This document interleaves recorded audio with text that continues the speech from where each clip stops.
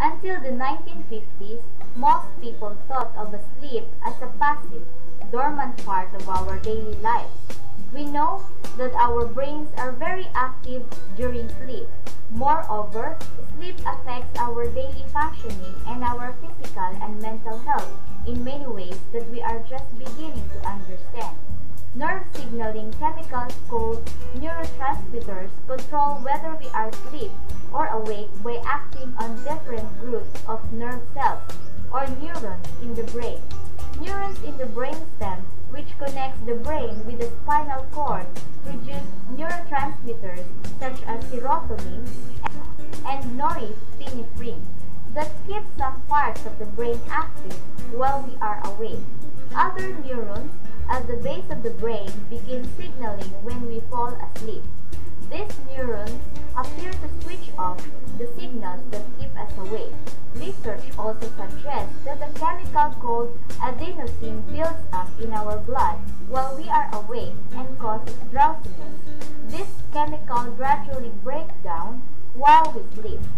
During sleep, we usually pass through 5 phases of sleep: stages 1, 2, 3, 4, and REM or rapid eye movement sleep. These stages progress in a cycle from stage 1 to REM sleep. Then the cycle starts over again with stage 1.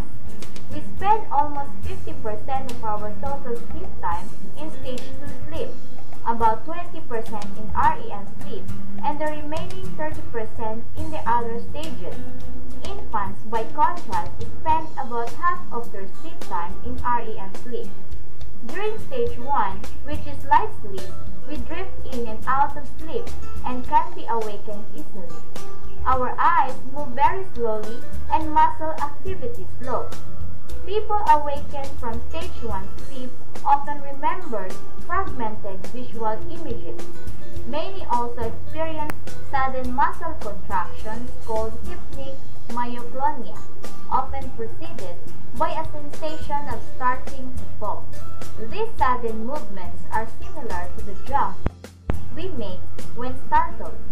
When we enter stage 2 sleep, our eye movement stops and our brain waves, fluctuations of electrical activity that can be measured by electrodes, become slower with occasional bursts of rapid waves called sleep spindles.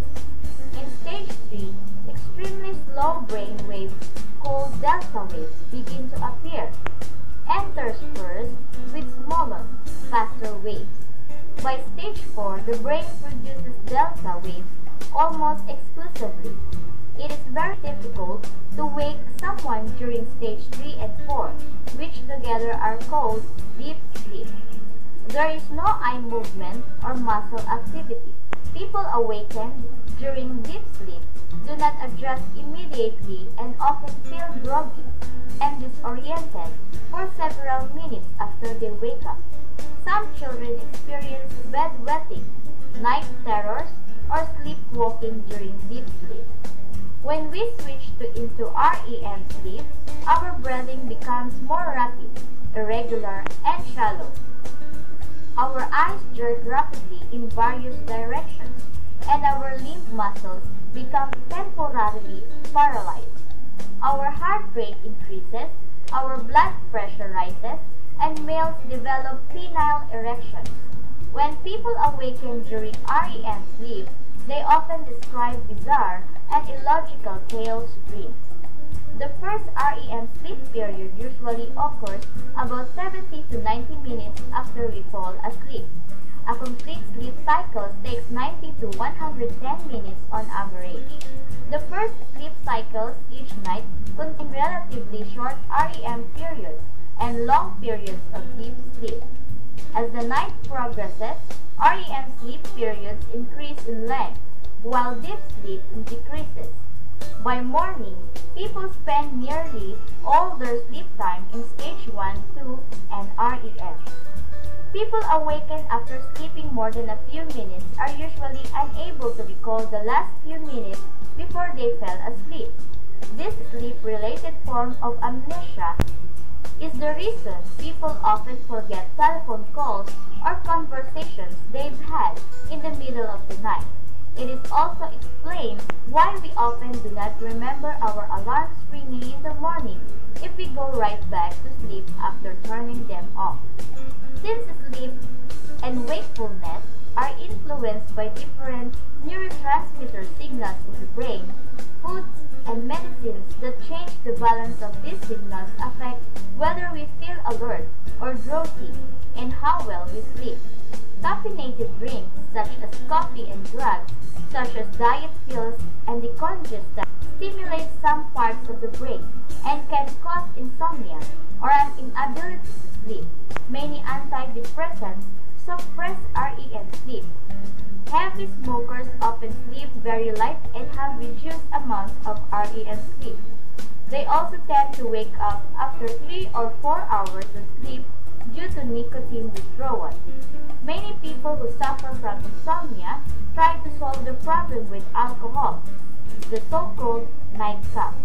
While alcohol does help people fall into light sleep, it also robs them of REM and the deeper, more restorative stages of sleep. Instead, it keeps them in the lighter stages of sleep, from which they be awakened easily.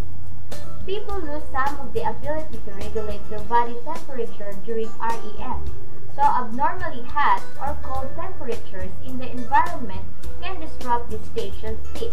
If our REM sleep is disrupted one night, our bodies don't follow the normal sleep cycle progression the next time we doze off. Instead, we often slip directly into REM sleep and go through extended periods of REM until we catch up on the stage of sleep. People who are under anesthesia or in coma are often said to be asleep. However, people in this condition cannot be awakened and do not produce the complex, active brain wave patterns seen in normal sleep. Instead, their brain waves are very slow and weak, sometimes all but undetectable. Lastly, make using the eye mask part of your sleep habit. Consistent use of it will improve your rest recovery and overall health. Remember those sleepless nights waking up to an alarm clock glaring its light right back at you, or lights from the outside streets beaming down your window pane. A sleeping mask doesn't just help optimal levels of melatonin, but you will even get up in a better mood, and you'll be excited to starting the day. Take baby steps to look after your health in the short term, and you are guaranteed a much healthier tomorrow. You can find more useful information about the eye mask and other great ways to improve your sleep and health by checking out our eye mask website at www.eyemaskforsleep.com now.